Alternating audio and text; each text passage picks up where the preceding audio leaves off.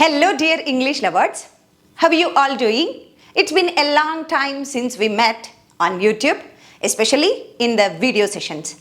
So today I have got something interesting, unique topic. ఏంటండి అది? చాలా సందర్భాల్లో మనం ఎదుటి వాళ్ళతో ఇంగ్లీష్ టు ఇంగ్లీష్ కాన్వర్జేషన్ చేసేటప్పుడు లేదు తెలుగు ఇంగ్లీష్ మిక్స్ చేసి మాట్లాడేటప్పుడు వైల్ స్పీకింగ్ ఎవరైనా కాన్వర్జేషన్ ఇనిషియేట్ చేస్తారు. లైక్ ఒక టాపిక్ మాట్లాడడం మొదలు పెడతారు. అప్పుడు మనం ఆ టాపిక్ని ఆ కాన్వర్జేషన్ని ప్రొలాంగ్ చేయాలి. మనం కూడా ఏదో ఒకటి మాట్లాడి కదా, అదే కదా కాన్వర్జేషన్ అంటే. వాళ్ళు ఒకటి మాట్లాడతారు, తిరిగి మన ఒపీనియన్స్ మనం మాట్లాడతాం. This way exchange of thoughts ఉంటాయి. అయితే మరి ఇలాంటి సందర్భాల్లో వీ గెట్ స్టక్. వాళ్ళు ఏదో టాపిక్ ఇనిషియేట్ చేశారు, మాట్లాడేస్తూ ఉన్నారు, కానీ మనకి మాట్లాడుతున్నప్పుడు స్టక్ అయిపోతూ ఉంటాం మైండ్లో. ఫస్ట్ థింగ్, ఇలా స్టక్ అవ్వడానికి reason not because of lack of vocabulary. Vocab లేకనో గ్రామర్ లేకనో కాదు. ఆ టాపిక్ మీకు బాగా మైండ్లో వచ్చు, ఏం చెప్పాలి, దాని రిలేటెడ్ ఏం మాట్లాడితే బాగుంటుంది అది కూడా మైండ్లో తెలుసు, కానీ మాటల్లో పెట్టేటప్పటికి ఆగిపోతున్నాం. ఎందుకు అనంటే మనకి ఆ కాన్వర్జేషన్ ఓపెనర్స్ తెలియట్లేదు, ఆ ఓపెనింగ్ సెంటెన్స్ ఎలా ఉండాలో తెలియట్లేదు. సో ఈ smart opening sentences, conversation starters ఇవి మనకి తెలిసాయి అనంటే ఈ లోపు అది చెప్తూ ఆ కాన్వర్జేషన్ స్టార్టర్ ఒక సెంటెన్స్ చెప్తూ ఈలోపు ఆ టాపిక్ మైండ్లో ఆలోచించుకునే కొంచెం టైం దొరుకుతుంది మనకి. అవి చెప్పి నెక్స్ట్ కాన్వర్జేషన్ ముందుకు తీసుకువెళ్తే చాలా అద్భుతంగా, ఫ్లవరీగా, ఫ్లూయెంట్గా, న్యాచురల్గా అపియర్ అవుతుంది మన కాన్వర్జేషన్. అర్థమైందా? అర్థం కాలేదా? అర్థమైనా అర్థం కాకపోయినా నెక్స్ట్ నుంచి చూడండి, ఇంకా క్లియర్గా అర్థమవుతుంది. చూడండి, మాట్లాడేటప్పుడు మాట్లాడలేక ఆగిపోతున్నాం, మధ్యలో స్టక్ అయిపోతున్నాం. కారణం ఏంటి?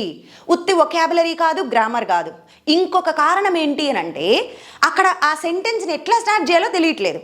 మరి ఆ సెంటెన్స్ని ఎలా స్టార్ట్ చేయొచ్చు, ఒక కాన్సెప్ట్లో ఒక సెంటెన్స్ని ఎట్లా ముందుకు తీసుకువెళ్ళొచ్చు ఒక కాన్వర్జేషన్లో, అదే మనం ఈరోజు చూస్తాం. సో ఫస్ట్ ఒక స్పెసిఫిక్ టాపిక్ గురించి మాట్లాడుతున్నామండి. సపోజ్ మనం ఇంగ్లీష్ అనే కాన్సెప్ట్ తీసుకుందాం. ఇంగ్లీష్ అనే ఈ స్పెసిఫిక్ కాన్సెప్ట్ గురించి మాట్లాడుతున్నప్పుడు ఎదుటి వాళ్ళు ఏదో మాట చెప్పారు. ఇప్పుడు మనం ఆ కాన్వర్జేషన్ని ప్రొలాంగ్ చేయాలా. మరి ఇలా చేయాల్సి వచ్చినప్పుడు ఎలా డైలాగ్ స్టార్ట్ చేయాలో గుర్తు రావట్లే, ఎలా డైలాగ్ స్టార్ట్ చేయాలో తెలియట్లే, టక్కుమని ఏం చెప్పాలో అర్థం కావట్లేదు. అప్పుడు ఇలాంటి ఫ్రేజెస్ రెడీగా ఉన్నాయనుకో మైండ్లో, ఇవి పలుకుతూ ఆలోచించే గ్యాప్ దొరుకుతుంది. ఓకేనా? చూడండి, ఇంగ్లీష్ గురించి వాళ్ళు టాపిక్ ఎత్తారు కదా, ఇప్పుడు మనం అనాలి, అవును, yes when it comes to speaking in English regular practice is very important. ఇలా చెప్పాలి మనం కూడా. అవునండి, English practice is very important అని అవతల వాళ్ళు ఏదో చెప్పారు. ఇప్పుడు మనం తిరిగి సమాధానం చెప్పాలంటే ఎస్ అనకూడదు. అప్పుడు ఏం చెప్పాలి? Yes when it comes to speaking in English. When it comes to అంటే ఆ విషయానికి వస్తే, ఏ విషయానికి వస్తే ఇంగ్ ఫామ్ నౌన్లు చెప్పాలి అక్కడ. ఒకవేళ ఇంగ్లీష్ మాట్లాడే విషయం అంటే when it comes to speaking. లేదు ఇంగ్లీష్ విషయానికి వస్తే when it comes to English.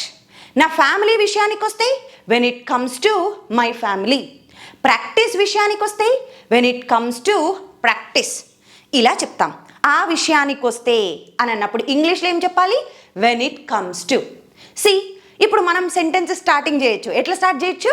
When it comes to speaking in English regular practice is very important, right? ఇలా చెప్పచ్చు. లేదు అలాంటి మీనింగ్ ఇంకొకటి చూడండి, ఇంగ్లీష్కి సంబంధించినంత వరకు, ఇంగ్లీష్ నేర్చుకోవడం సంబంధించినంత వరకు అనాలి. అప్పుడు దానికి సంబంధించినంత వరకు ఇలా అనాలంటే యాజ్ ఫార్ యాజ్ అని చెప్పి పక్కన కాన్సెప్ట్ ఏదైతే ఉందో అది పెట్టి is concerned. As far as speaking in English is concerned.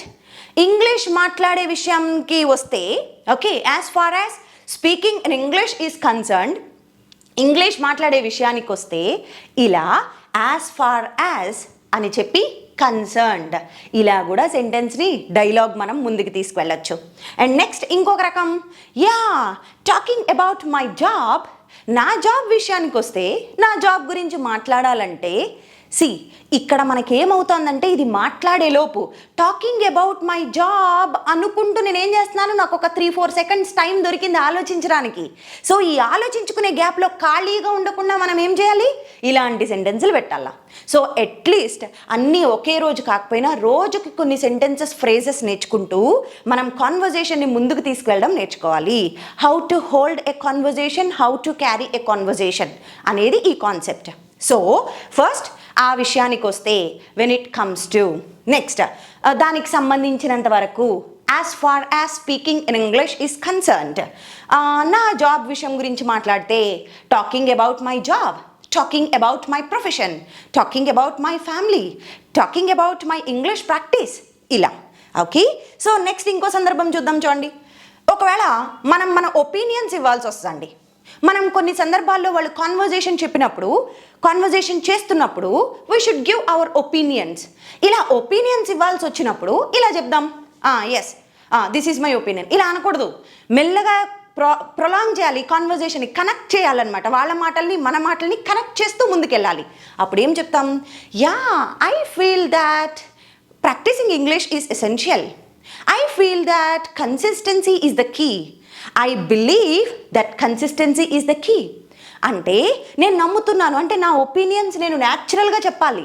అప్పుడు అంటాను, okay I feel that reading books could help. ఇలా నా ఫీలింగ్ ఇది. లేకుంటే ఇలా చెప్పండి, నా ఉద్దేశ ప్రకారం ఇన్ మై ఒపీనియన్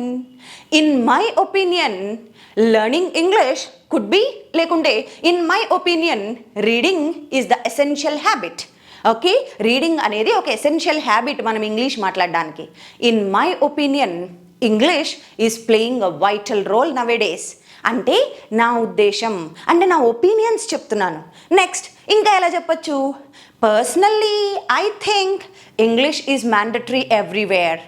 సో అంటే చూడండి, ఇప్పుడు ఈ మూడిట్లో ఏదైనా ఒకటి వాడండి, అన్నీ వాడమని కాదు. ఇక్కడ నేను కొన్ని ఎగ్జాంపుల్స్ ఇస్తున్నాను, మీకు ఏది కంఫర్టబుల్గా అనిపిస్తే you could use that. Okay, so ఇలా ఒపీనియన్స్ ఇచ్చేటప్పుడు ఈ ఫ్రేజెస్ ట్రై చేయండి, కాన్వర్జేషనల్ స్టార్టర్స్. ఓకే, నెక్స్ట్ చూద్దాం. చూడండి, ఇప్పుడు మన ఎబిలిటీస్ అండ్ మన స్ట్రెంగ్త్ గురించి మాట్లాడాల్సి వచ్చింది. ఎదుటి వాళ్ళు ఏదో కాన్వర్జేషన్ చేస్తున్నారు, ఆ కాన్వర్జేషన్ మధ్యలో వాళ్ళ స్ట్రెంగ్స్ మాట్లాడుతూ మన స్ట్రెంగ్స్ గురించి మాట్లాడే సందర్భం వచ్చింది. ఇప్పుడు మనం అనాలి ఏమని, నేను టీచింగ్లో గుడ్, నేను ఈ పనిలో బెస్ట్ అని చెప్పడానికి ఐఆమ్ గుడ్ ఎట్. ఎప్పుడు యూస్ చేస్తాం, ఐఆమ్ గుడ్ ఎట్ అంటే ఇందులో నేను ప్రావీణ్యత కలిగిన దాన్ని, నేను ఇందులో బెస్ట్ అని చెప్పడానికి I am good at explaining the things, I am good at convincing people in marketing. అలా ఐఆమ్ గుడ్ ఎట్. సో ఇలా ఏదైనా ఒక విషయంలో నేను దిట్ట అని చెప్పడానికి ఐఎమ్ గుడ్ ఎట్ మన స్ట్రెంగ్స్ గురించి. లేదు అని అంటే నేను ఇంగ్లీష్ మాట్లాడడంతో కంఫర్టబులే, I'm comfortable with speaking in English, I'm comfortable with this HR post. Okay, దీంతో నేను కంఫర్టబుల్ అని మన స్ట్రెంగ్స్ మన ఎబిలిటీస్ చెప్పాల్సి వచ్చినప్పుడు, yes I can handle a lot of people at a time. ఒకటేసారి ఎక్కువ మంది పీపుల్ని హ్యాండిల్ చేసి క్లాస్ చెప్పగలను, ఎక్కువ మంది పీపుల్ని హ్యాండిల్ చేసి ప్రాజెక్ట్ కంటిన్యూ చేయగలను. ఇలా నేను చెయ్యగలను, ఇది నా స్ట్రెంగ్త్, ఐ కెన్ హ్యాండిల్ అని యూజ్ చేసి పక్కన ఏమైతే చెప్తామో అది చెప్పచ్చు. అర్థమవుతుందా? వెరీ ఇంపార్టెంట్ అండి. I'm pretty sure after the completion of this just practice these phrases. Okay, try applying them in your corporate are everyday life. Once you start using them, you will appreciate it later. You'll appreciate this video later. I'm pretty sure. ఇప్పుడు ఇదా అనిపిస్తుంది, but once వాడడం మొదలు పెట్టాక wow it's excellent, it's working అని అనిపిస్తుంది. Okay, so ఇంకొన్ని చూద్దాం. చూడండి, కంపేర్ చేయాలి, ఐడియాస్ని కంపేర్ చేయాల్సి వచ్చినప్పుడు ఇప్పుడు 2026లోకి అడుగు పెట్టేస్తున్నాం. We have to compare our ideas. 25లో ఎట్లుంది మన ప్రోగ్రెస్ అండ్ 26లో ఎట్లా ఉండాలనుకుంటున్నాము. So the conversation is something about, కాన్వర్జేషన్లో మధ్యలో టాపిక్ ఎక్కడ వచ్చింది, మేబీ ఐడియాస్ కంపేర్ చేయడానికి వచ్చింది. ఇలా కంపేర్ చేసేటప్పుడు ఎలాంటి సెంటెన్సెస్ వాడచ్చు? See, compare to last year, compared to last ఇయర్తో కంపేర్ చేస్తే my speaking skills improved tremendously this year. ఇలా compared to last year the sales has grown up, compared to last year the sales are fine this year. ఇలా last ఇయర్తో పోలిస్తే ఈ year బాగుంది ఇట్లా compare చేసినప్పుడు. లేకుంటే unlike last year this year we're expecting good number of opportunities. అంటే unlike అంటే మీనింగ్ ఏంటి? అలా కాకుండా. లైక్ అంటే వలే, అన్లైక్ అంటే వలే కాకుండా, అలా కాకుండా. లాస్ట్ ఇయర్ లాగా కాకుండా ఈ ఇయర్ అయినా కొంచెం ఫినాన్షియల్గా బాగుంటామేమో చూద్దాం అనాలి. లాస్ట్ ఇయర్ లాగా కాకుండా ఈ ఇయర్ అయినా ఇంగ్లీష్ ఇంప్రూవ్ అవుతుందేమో చూడాలా ఇట్లా అంటాం. Unlike last year, unlike last year లాగా కాకుండా okay I'm expecting or I want my English to improve this year. Last year నేను ఎట్లా ఇంప్రూవ్ చేయాలి, ఈ ఇయర్ ఇంప్రూవ్ చేయాలనుకుంటున్నా. This way unlike last year వలే కాకుండా. Okay I use to search for words, I use to get many pauses while speaking. ఇంతకుముందు మాట్లాడేటప్పుడు చాలా పాజెస్ వచ్చాయి. Whereas now it's not the case. ఇప్పుడు అది కాదు పరిస్థితి. వెరాస్ అంటే కాగా. రెండు విషయాలు మనం పోల్చేటప్పుడు, దేన్నైనా కంపేర్ చేస్తున్నప్పుడు అది ఇట్లా కాగా ఇది ఇలాగా అని రెండింటిని పోలుస్తూ మధ్యలో కాగా అని చెప్పాల్సి వస్తే వేరాస్ అనేది యూజ్ చేస్తాం. అండ్ లాస్ట్ అండ్ ఫైనల్ కొన్ని రీజన్స్ ఇవ్వాల్సి వస్తుందండి.